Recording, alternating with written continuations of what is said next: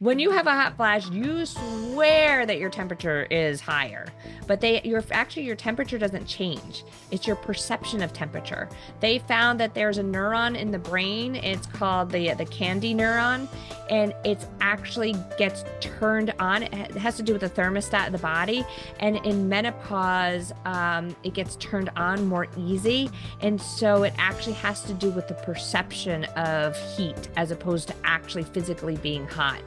But tell that to any woman who's having a hot flash, and we will probably strangle you and say, "No, I swear to God, I really am hot."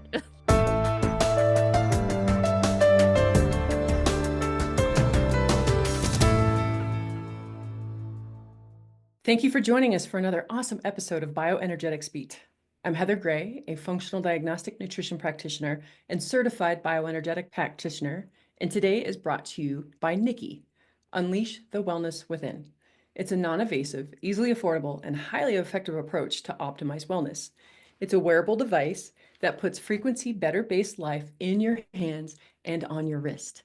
Make sure to stick to the very end because we have a very special surprise for you that you're not going to want to miss out on one word my next guest has to say, because we're going to be talking all things hormones, menopause, all things women's health that a lot of times you probably have not heard before. So we're going to challenge some of your old beliefs. We're going to teach you some new fun stuff. You're going to love it. Trust me, you're going to love her. I absolutely adore Dr. Betsy Greenleaf. Let's welcome her to the show. Thank you so much, Heather. I love talking to you, so I'm looking forward to this. Me too. And even with the midst of the chaos that is my life right now of packing everything and I'm moving out of the country in a week. Like, who does that? Who does that? So, but no, I have been looking forward to this as just kind of an anchor of some normalcy and to see a friendly face because things have been a little chaotic. So, and I know you've Yeah, kind of gone fresh through some start. of your own chaos right now. So it's just in the air, right? Yeah, I think there's this kind of giant energetic change. I've seen it with so many people. Like kind of as soon as like 2025 hit, yeah, I kind of almost expected it too. So Yeah, yeah, no, absolutely. So I would love to have you tell our folks here, who you are, what's your background, and then how did you get into this, conversation of women's health, talking about vaginas and, the movement that you've made. Like I've been following you for years and I've seen you wear a vagina costume to certain yes, events. You had the on Vagina social Summit. media.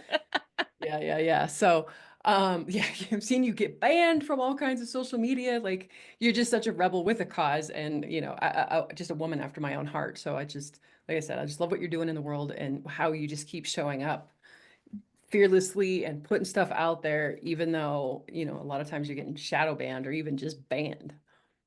I think it's funny because I don't think I definitely did not grow up going, I want to be a gynecologist and look at vaginas all day long. Like I don't know many people that go that's their life goal. So it kind of happened. In fact, actually, I wasn't even originally planning on going to medical school. I wanted to go to veterinary school, and medical school was my backup plan. But being from New Jersey, we don't have a veterinary school. And so I quickly found out it's a lot harder to get into vet school, especially if you don't live in the state. So like I said, medical school was my backup plan. And so then I got there and I was like, well, I'll do pediatrics because veterinary medicine, pediatrics, close enough, you know? And I quickly realized though I loved the kids, I could not stand the parents. The parents drove me insane, especially like when they weren't doing the right things for their kids. Yeah, it was very difficult. And once again, like gynecology was just kind of one of those last things that I thought I would do. And then I found myself on my gynecology rotation. And I really, really liked it. But even then, I still didn't go into gynecology because was like stuck between that and general surgery because I like the procedures. And when I went to school, we didn't have like this match that some of the doctors have today, where you kind of like match into a program after medical school. So you just interviewed places, and whoever answered you first. And general surgery was the one who answered me first. So that's what I actually started off in general surgery and did 2 years of that. And then I kind of one day woke up and was like, you know what? Like, the general surgeons are great people. We need them. Like if my appendix ever decides to go bad, I want a general surgeon handling that. But I found that the general surgeons are really good body mechanics. They're not very personable. And I wanted to have this like relationship with my patients because I'd be going around on the rotations and being like, "So, how do you feel now that your gallbladder's out?" Like and talking to people, like that just doesn't fit into general surgery. So I kind of had this little identity crisis halfway through residency. And I'm like, yeah, I don't think I want to do this anymore. And I really did not want to do gynecology because I didn't want to do obstetrics because I like to sleep and babies come at all hours of the night. And then I just couldn't fight it anymore. So I actually, went into obstetrics and gynecology. And then it wasn't until my very, very last rotation as a senior resident that I discovered urogynecology. And even then, I know I'll say urogynecology and people are like, what is that? Like when I told my mom that that's what I was going to do, she thought it was like some kind of fancy gynecology, like European, like it was this Euro kind of like fancy. And she's like, what is that? And I'm like, no, Euro having to do with urology, like the bladder.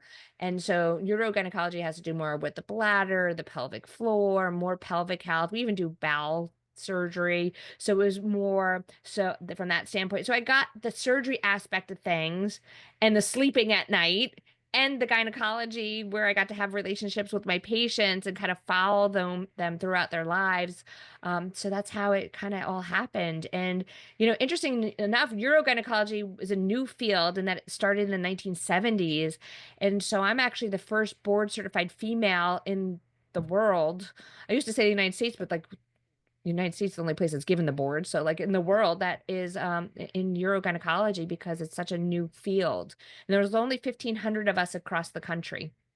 You're such a badass. Yeah. But thank you for answering that question because I often wondered who and why do people get into gynecology? So Uh, thank you for answering that. There's an even funnier story where I'm sitting in residency at lunch with a bunch of other residents, and one of my really close friends is a podiatrist. And we're eating lunch, and I look at her and I'm like, oh my God, how do you look at nasty feet all day long? And I thought she was gonna choke on her sandwich because she like looks at me, she's like, are you serious? Do you know what you're looking at all day long? And I'm like, oh yeah, I kind of forgot. Because you get Ah, and in medicine, you get the more you see oh, things, the more yeah, yeah. desensitized. Like, it becomes no big deal. Right. Oh, And like, oh, you're the 30th vagina I've seen today. Yeah. yeah, I Yeah, think that yeah. even kind of like leads into my whole mission now is to normalize the conversation around pelvic health and sexual wellness because it's still so taboo and people are so uptight about that topic. But if we just talked about it all the time, it would be no big deal. And people would be like, like I Amen. sprained my ankle, or like, Right? I have another yeast infection. Like, Right? Can I get an amen? Oh my gosh. But two, I totally get what you're saying about working with kids. Like I thought the same thing as well because my kid had a lot of health issues when he was younger and I went to functional, school to help him and help myself out. But when I started working with kids, it was horrible. The parents are like, "What do you mean I have to cook for them?" Well, yeah, what do you mean I have to, so not only do you have to just get one person compliant, you have to get three people compliant, both parents. And I was just like, wow, this is crazy. Like I can't do this. So yeah, God yeah, bless you. no. I couldn't work with the kids either because it was the Yeah. parents. Yeah, I think the ones that really broke my heart were the people that were getting free formula because they were on government assistance, which listen, hey, that happens.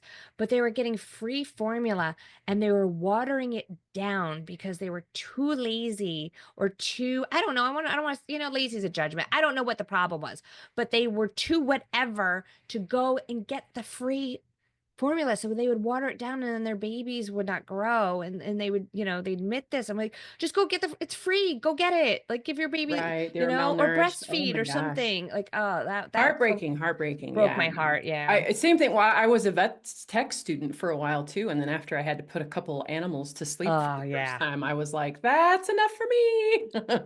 But at the same time, like we do that to our pets, but like there's so many people I've seen that it's like it'd be so much more compassionate if we could let them And go humane, on instead of absolutely. suffer. Yeah, yeah. All right, we're getting a little off I topic here. We're like, know. welcome to my sad world. I just had to put my That's cat down okay. last week, and I think I'm still like, well. But I anywho, know.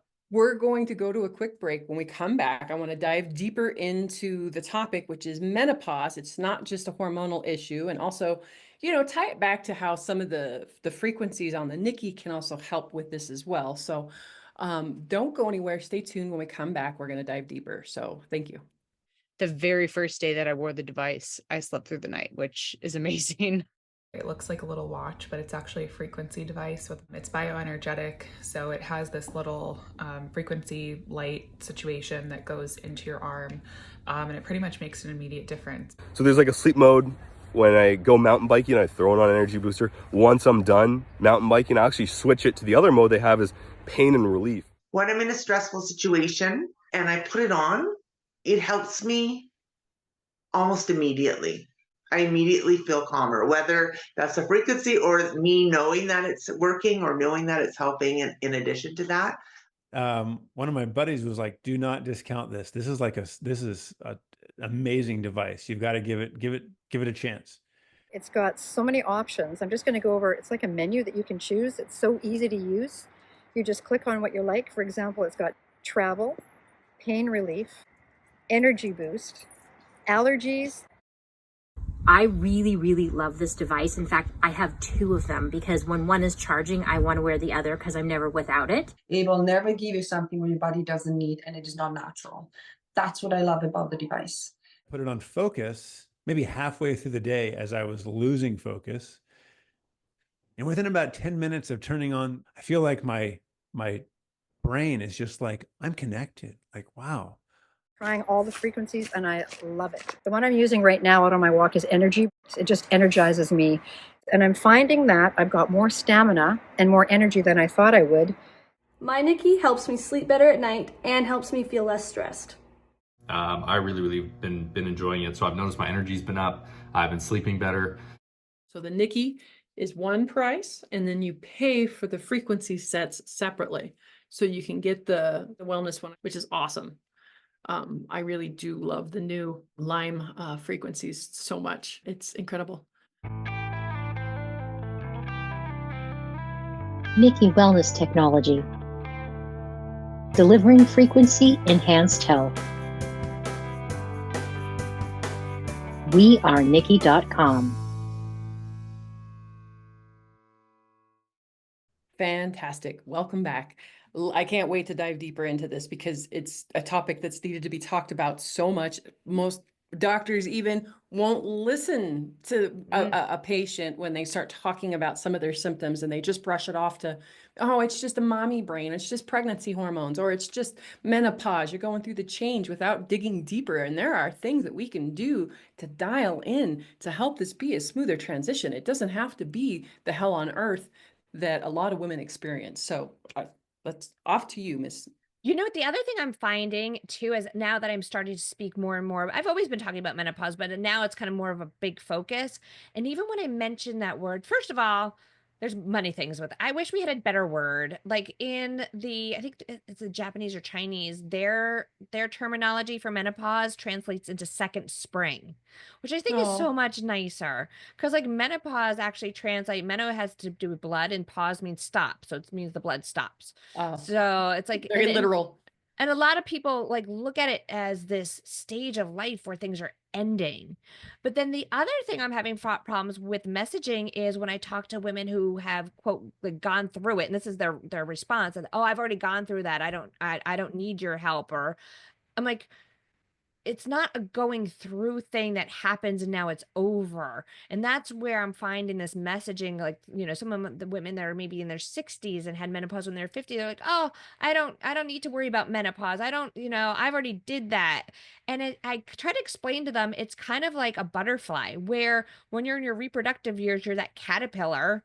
And then all of a sudden you're that, cocoon, with the metamorphosis and changing is that perimenopause, menopause period. And now on the other side, you're this butterfly. It's not like you go back to anything else. It's not like you were a butterfly for a day and then you're something else. Like that stage of life from the time you stop getting your period to the time you die is the menopausal phase. And you have all the same health conditions as the time you went through it to like the time on the other side. So we need to like look at that whole side of life and realize that there's things that can be done because we're living older and we want to live healthy too. So yeah. Absolutely. There's a documentary going around.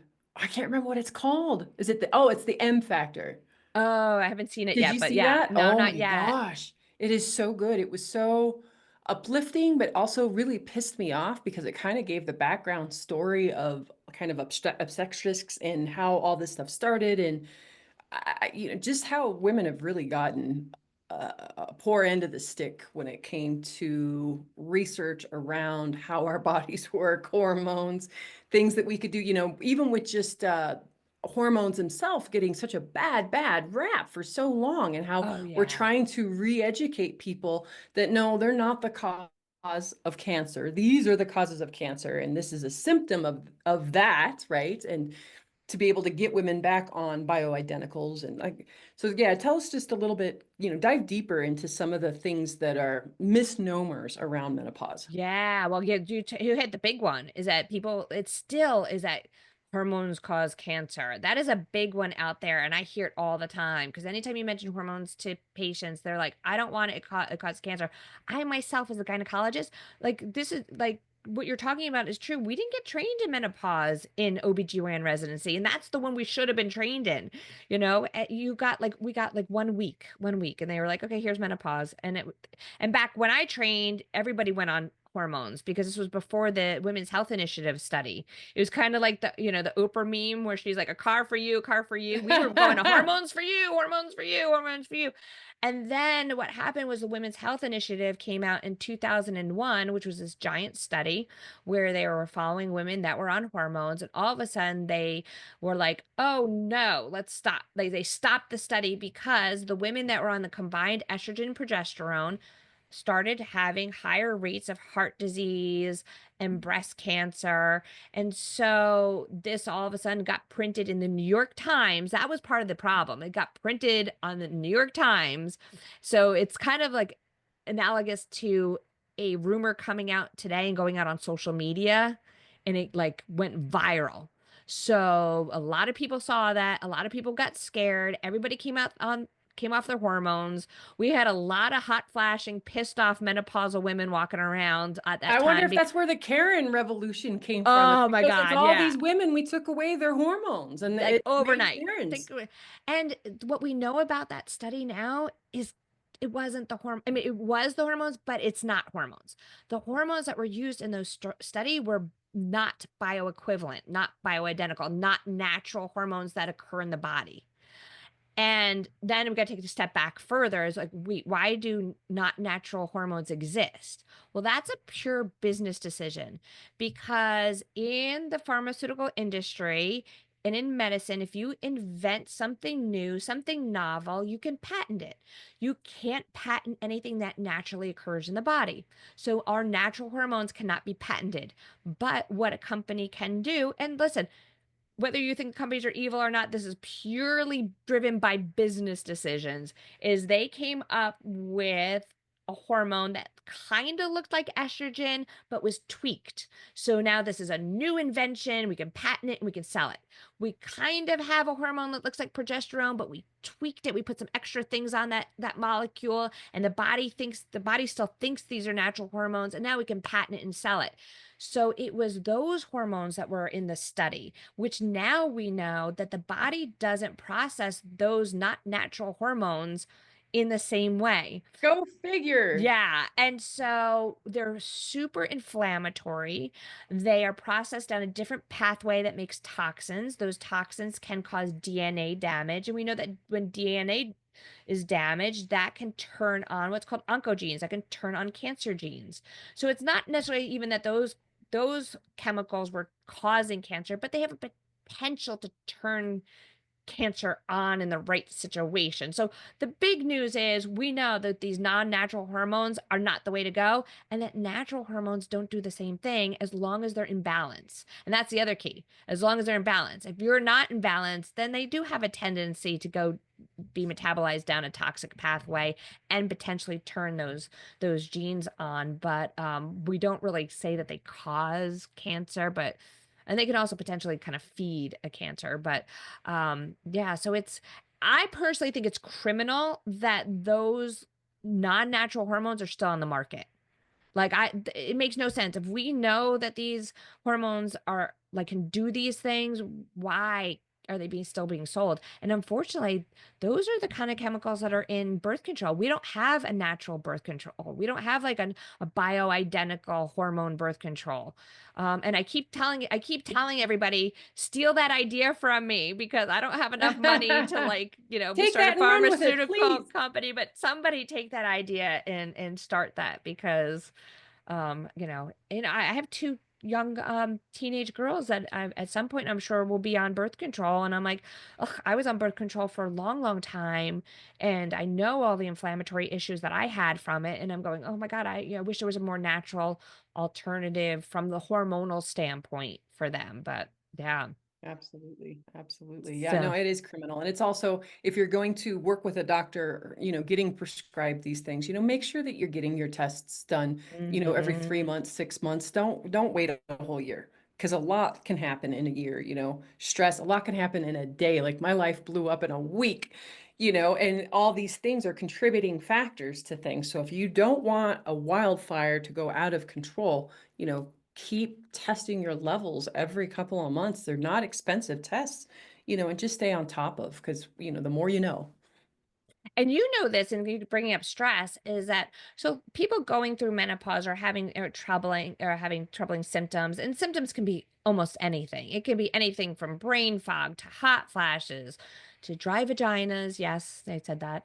It can be some moodiness. It can be just lack of motivation. It could be some aches and pains. It could be almost anything. But these symptoms start creeping in often in our 40s, and then you know the average age of menopause is actually 50, but it can start naturally as early as 38. That's still considered normal range to start as early as 38.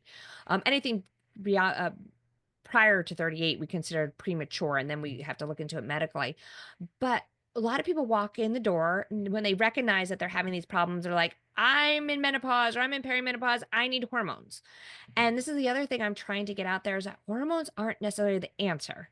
And what I mean by that is it's not that they're not the answer, but they're not the whole answer. They're a tool in our toolbox. But because I see many people who go to or they come to me and they've been to other doctors and are like, I got put on hormones and I still don't feel better. And I'm like, yeah, because the hormones aren't this magic pill that's going to make everything go away. We really need, and you know this from what your training background is, we need to look at the body stress and we need to look at what is the mental stress, what is physical stress, is there a leaky gut? And I'm finding a lot of the symptoms of menopause are really just aggravated by the gut microbiome, the bacteria in the gut being out of balance. And we know that too, like I'll tell you, for example, I want you, any of the listeners, listen to this now. If you're a person who's very constipated, because if you're a person who's constipated, and I know a lot, most of my female patients are, that's going to affect your ability to metabolize estrogen because we pass a lot of our estrogen through our stool. And so if you're constipated, that stool is sitting in your bowel and reabsorbing estrogen.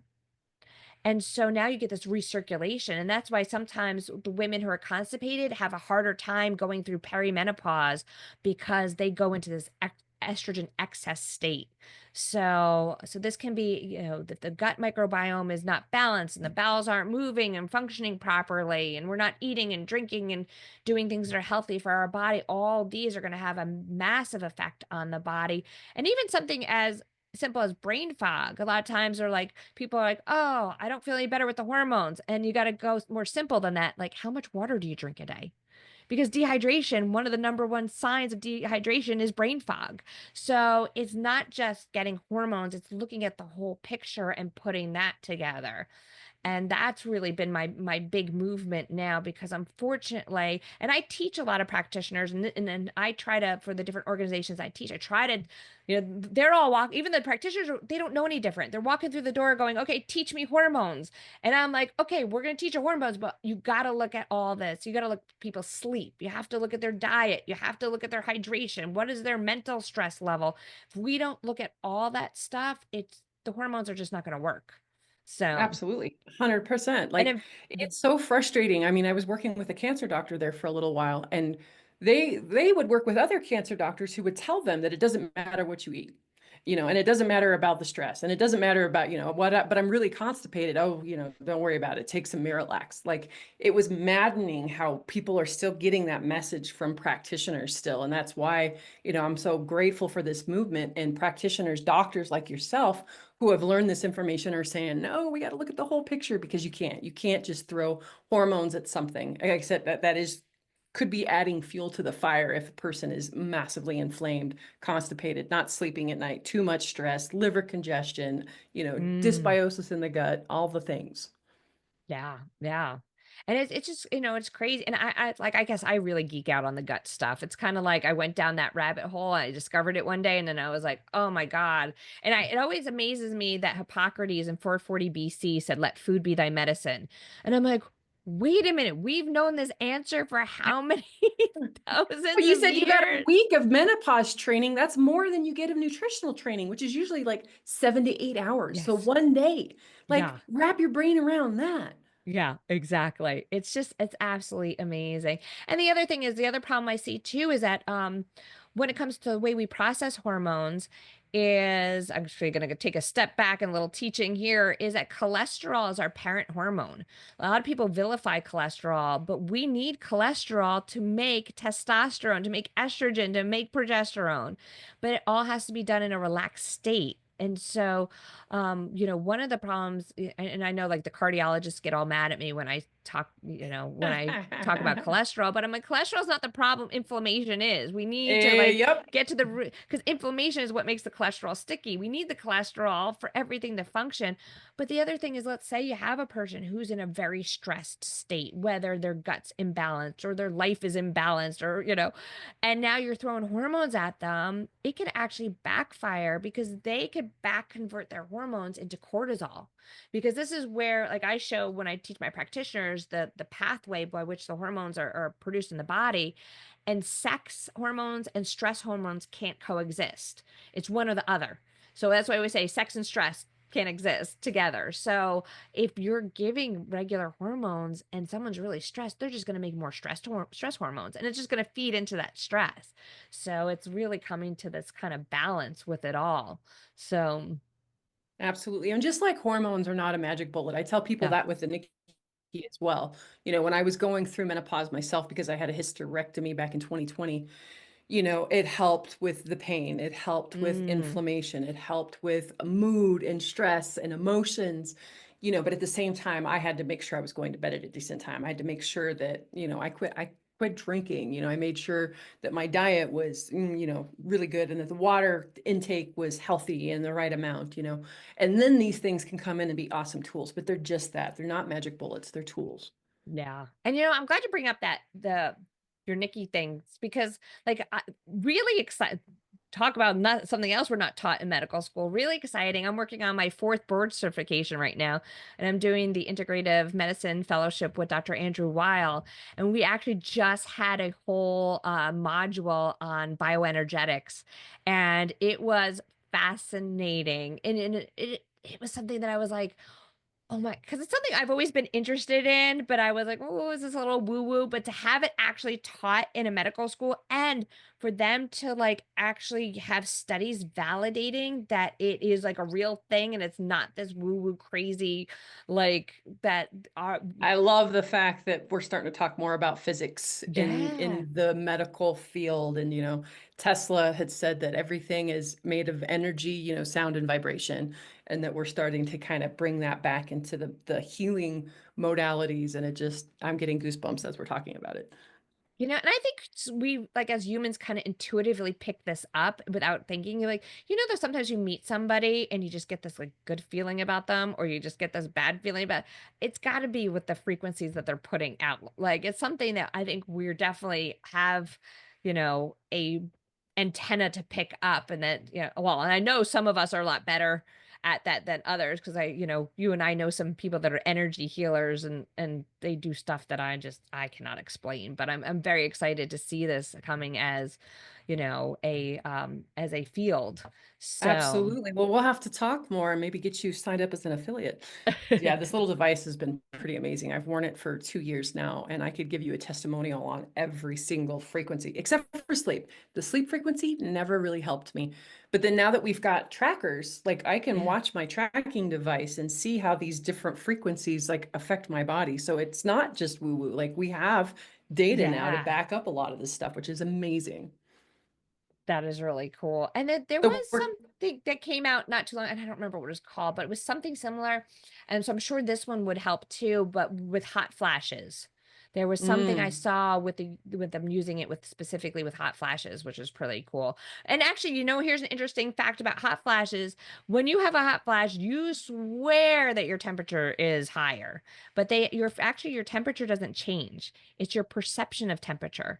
They found that there's a neuron in the brain. It's called the candy neuron, and it actually gets turned on. It has to do with the thermostat of the body. And in menopause, it gets turned on more easy. And so it actually has to do with the perception of heat as opposed to actually physically being hot. But tell that to any woman who's having a hot flash, and we will probably strangle you and say, no, I swear to God, I really am hot. Don't tell me Do it's you all in see my the head. sweat going down my face? Don't tell me it's all in my head. But that's guess what? funny. It is. So Right. Okay. yeah. So we're getting ready to wrap up here soon. So what's like one little last nugget that you want to leave with women and some hope around, menopause in this different stage in our life? Like I'm truly blessed to be here now. I dreaded it for a long time. And then I found other women like yourself and the women in the S Factor. And there's been this whole revival around, I'm not dead. I'm not worthless. I'm not disposable. Like I have a lot of wisdom. I have a lot of gifts and strengths and life to still live and opportunity. And, I just love that there's this movement, right? Yeah, I just say, you know what? Really, this is just the beginning. Like, this is your most free stage in life, and take advantage of it, because a lot of you, like, careers are changing, kids are growing up and going off. Like, this is now going to be like your time. And so we need to stop, looking at it like it is this end. It is just the beginning, and there's so many possibilities. And so, actually, it's funny because I had this conversation with some friends of mine not too long ago. And out of that conversation, we were like, there has to be more empowering music for menopausal women. And I'll have to get you that link too. So I created the first menopause rock album it started as a joke amongst friends, but then was like, wait a minute, like, might be onto something. But I just take, I mean, there's so many options out there, but like, look at hormones. They're a tool, not the answer, but look at your whole body. And this is going to be the best years of your life. Really, it is really just starting, and you can do so much during this time. So, yeah. Wow, beautifully put. So the shameless plug time of the show, where can people find you? So I know you're going to talk about your store, and you've given our listeners an awesome little discount code. And then also in the show notes, I'll make sure to put the Menopause rock album, because I think we need to get that out there. So tell us a little bit more about your store. Yeah, so I have a store called the Pelvic Floor Store, where I sell pelvic health products, and I'll give you a 10% off discount with the code NIKKI, NIKKI. And that store came out of really one of my patients. I was recommending products to my patients, and they were having a hard time finding them, and they were on multiple websites. So one of my patients one day said, I wish there was one place I could get it. And I'm like, all right, well, there you go. I'm going to make it. So we've got the Pelvic Floor Store. Also can find me at pauseinstitute.com. So that is my menopause andropause. So we also deal with men's health and hormone health. So that is that practice. And then if you're looking for the album, you can find it on Spotify or Apple Music or Amazon Music. It's under Menopause Memo. So yes, we got a whole bunch of things. And follow me on social media. I unfortunately I don't have the same name across all things, because I've been kicked off a time here and there. Just or two or three. When you or talk four. about sex and vagina, sometimes you get kicked off of social media. I don't know why. But yeah, so if you look up Dr. Betsy Greenleaf, I'm there in some form or another on every platform. Fantastic. Also, make sure to visit wearenikki.com/podcast and enter in BioBeats for 10% off. And because we really love our customers, the way we show appreciation is we give away a NIKKI device, the wellness set of frequencies, which is a $598 value. We give it away for free. So make sure to go to the show notes to find Dr. Betsy's stuff and to enter in our contest. Good luck. Thank you for joining us and have a healthy day. Hi, my name is Stephanie. I came to use the NIKKI actually through my sister who was working for the company at the time, and she had been speaking to me about the frequencies on there and how it had really helped with stress and anxiety and things like that. And I had thought, well, I have stress and anxiety, maybe this can help me too. And in addition to therapy and other things I was trying to do to help myself, I thought this might be an additional tool that would help me. The nighttime frequency really helps me with my sleeping. The pain frequency, I have some issues with my shoulders and that seem to have gotten a lot better. These things I knew nothing about when I got it. So it kind of morphed for getting it for one reason and kind of helping with other things. I found actually the biggest benefit I've found is I am prone to UTIs. And I was always on medication, always going to the doctor, always getting them. And the first time I got one after I had the NIKKI, I thought it has the viruses and bacteria. Let's try it. Well, since then, I've had it for over a year. Normally would have about 5 to 6 UTIs in that time. I've had 2 that I've needed medication for, and the rest, I feel it coming on. I put on my viruses and bacteria, and within 3-4 days, it's completely gone. I don't have to have medication. I don't have to go to the doctor or do anything like that. So it's been, in that way, life-changing for me. I still do use the stress and anxiety, like today for this testimonial. I have that on right now because I'm on camera. So that kind of thing helps me. And I find that when I'm in a stressful situation and I put it on, it helps me almost immediately. I immediately feel calmer, whether that's a frequency or me knowing that it's working or knowing that it's helping in addition to that. NIKKI Wellness Technology. Delivering frequency enhanced health. wearenikki.com.